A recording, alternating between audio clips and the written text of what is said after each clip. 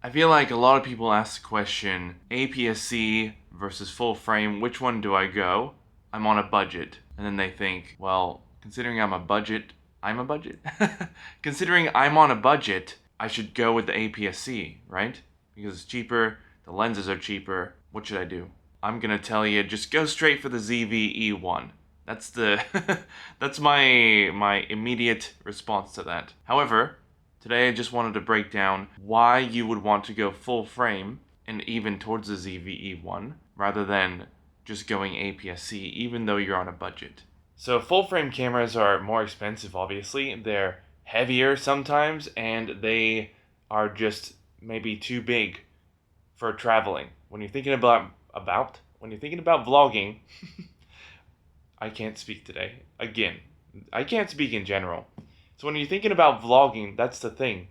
You're always thinking about portability, and let's face it, most APS-Cs are mostly way more portable than full frames. But I'm here to push you towards the Sony full frame world and even further towards the ZV-E1.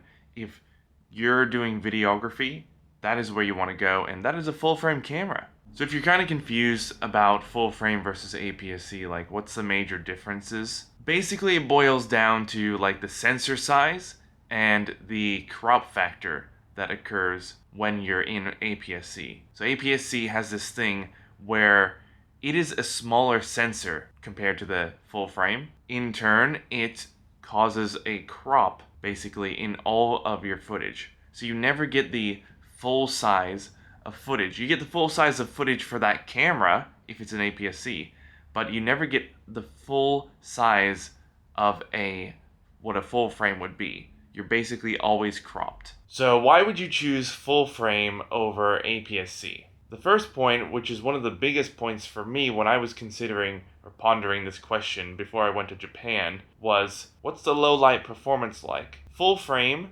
is miles better at low light performance. It can do more because the sensor is larger, so it can basically take in more light. I explained this in the previous video, but that's how it works. It just basically, because it's bigger, it can take in more light.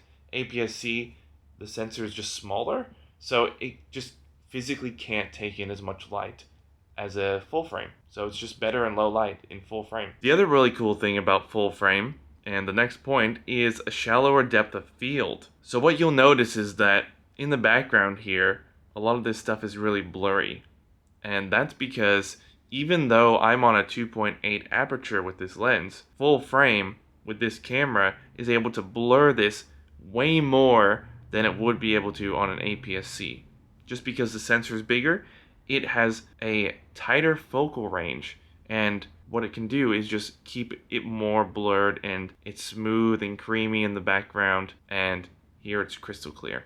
Another point we can talk about is dynamic range. Because the sensor is larger in full frame cameras, it's able to capture a larger or increased dynamic range and keeping more detail in the light and the shadows. So even if you're not editing in post, you'll be able to see more at those extremes, essentially. Does that make sense? Basically, if something is really bright and something is really dark, you're able to still see or make out details.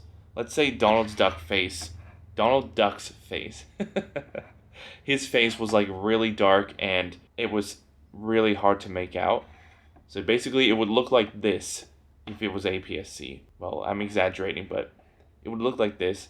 But in full frame, you'd still see his face. You'd still be able to make out the details. This is obviously very exaggerated because it's bright in here, so you can clearly see his face. But if this was dark, basically you'd still be able to make out what it looked like on a full frame, depending on, light levels and stuff. Everything is dependent on something. So nothing is crazy bad or crazy good. Full frame is just better at doing things than APS-C. That's my point. Now, I think something else that goes through people's heads is the price of lenses and lens selection. So at this current point in time, 2025, I think there is a relatively large range of APS-C lenses from a range of manufacturers that are available to purchase. And it's true, APS-C lenses are just cheaper because they don't need as much glass, they're not as large, and that's just how they are.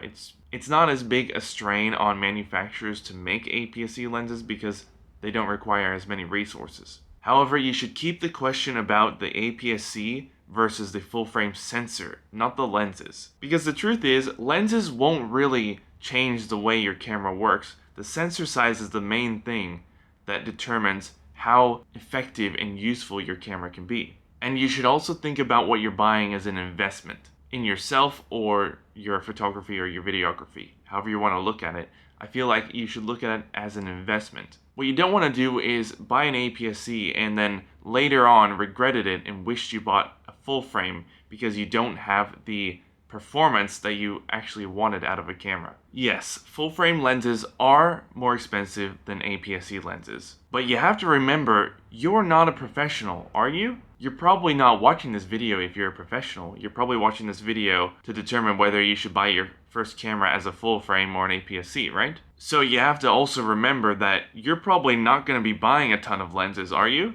You're probably just going to be buying one, maybe two max to support you in your content creation journey. You might just need to buy one zoom lens or even one prime lens like me. I use this single prime lens at 24mm in every shot that I do because it's the only lens that I wanted. I want it to be very simple and lightweight and not have me changing lenses all the time because I vlog. So I want it to be really easy for myself. So I keep this single lens and I use it for everything. And I like the way it looks. And it's a kind of like a pancake lens, so it's light, flat, and so easy. And I don't need or have never needed to buy another lens. And this one was on the cheaper side of lenses too. I think I only paid about $750 for this lens. And it's a Sony branded lens too. Oh, and don't forget, you can also buy the camera with the kit lens. The kit lens is actually a great deal because maybe it's not of the absolute best quality. However, it is still designed by Sony if you go with Sony. And I do suggest going with Sony because of their camera features. And I still push the ZV-E1 every single time. But that lens will get you to where you want to go and you'll be able to do everything with that lens. And the lens is a zoom lens. So for beginners or anyone who wants an easy experience or doesn't want a fixed lens view, which is supported by prime lenses. Prime lenses do fixed views. There is no zooming at all. If you don't need a fixed lens and you're happy with a zoom lens, I'd say just go with the kit lens. You'll be totally fine. I believe if you buy the pack kit lens, it will come at a discounted rate. And that'll keep more money in your pocket and honestly get you started for way less.